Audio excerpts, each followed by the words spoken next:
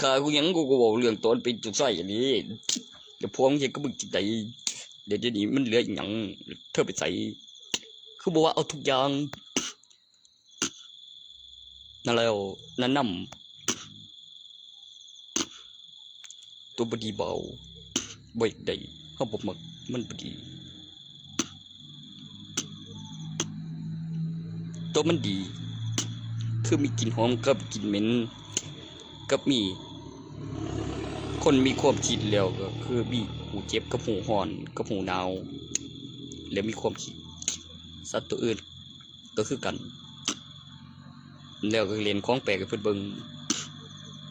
แล้วก็เราโตแล้วมันหูเจ็บสิเฮ็ดยังอีกบ่เลี้ยวก็เบิ่งผลเจอมันย้อนมันหูเจ็บม้างตัวใหญ่คำขึ้นกำหนดเวลา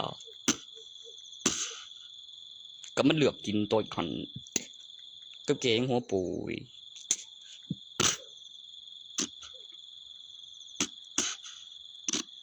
ก็เด็ดหาง